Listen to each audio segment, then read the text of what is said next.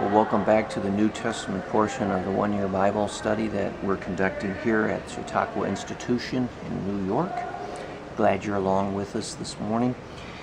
We're reading from the book of Romans, chapter 7, and it's verse 6. I'd like to read that passage, the tail end of that passage. It goes, the Apostle Paul writes, "So that we serve in the new way of the Spirit, and not in the old way of the written code."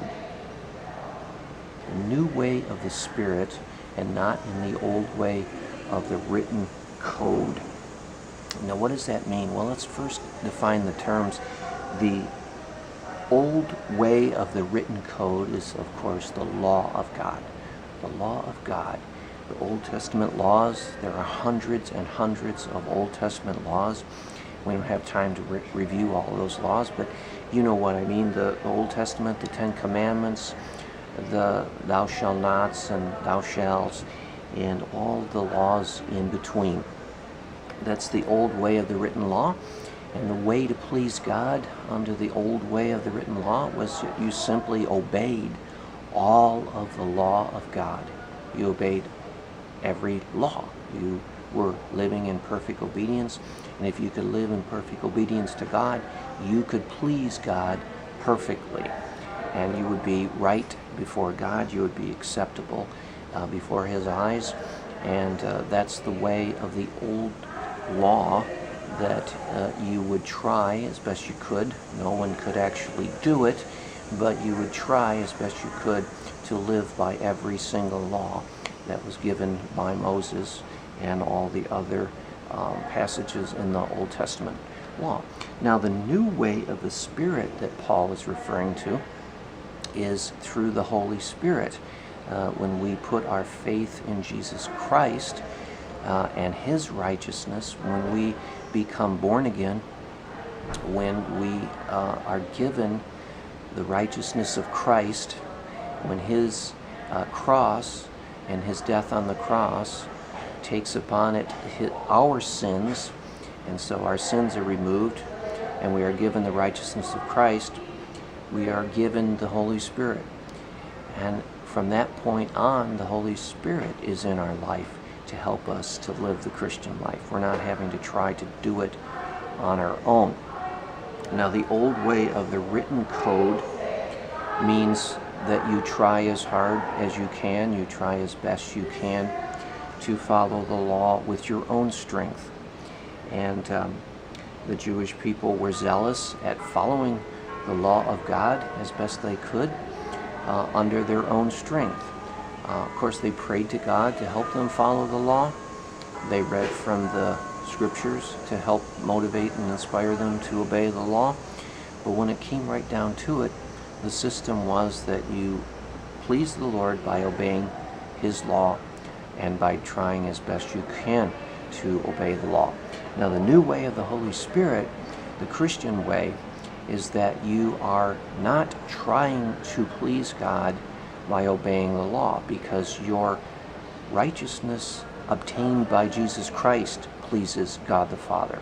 You don't please God the Father with your own life. You can't please God the Father with your own life. But the righteousness of Christ in you now, when you put your trust in Christ, that pleases God the Father. So you are not trying to earn a standing before God the Father. You're not trying to please God by your own good works. You are already pleasing to God by the righteousness of Jesus Christ and His death on the cross. So holiness becomes a different thing when you're a Christian.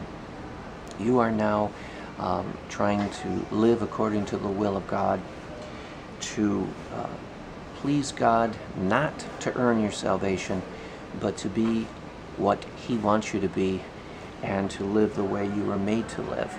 And so it's a different motivation. And also, you are inspired to be holy. You are not obligated to be holy. You are already seen as holy in the eyes of God the Father because of the righteousness of Christ in you. And now the motivation is that you are inspired to be holy because God has put His Holy Spirit in you as a result of you being saved. You're not trying to be saved by your good works. You are expressing the joy and the happiness and contentment and fulfillment of being saved by your holiness now. And so you are motivated by a different motivation than you were before. Before, the law of God was the motivation. You were trying to please God by your following of His will and His law. But now you are trying to express the gratitude that you have because you are already saved through the Christ's righteousness. And now you are just trying to work out that expression of joy that you have in your life by living according to God's will. And the difference is, the one is inspiration and the other is obligation. The old way is obligation. The new way is inspiration. And that's such a better way of being motivated, being inspired to do something. And so now as Christians, we don't have to live under the old system. We don't have to live under the burden of obedience.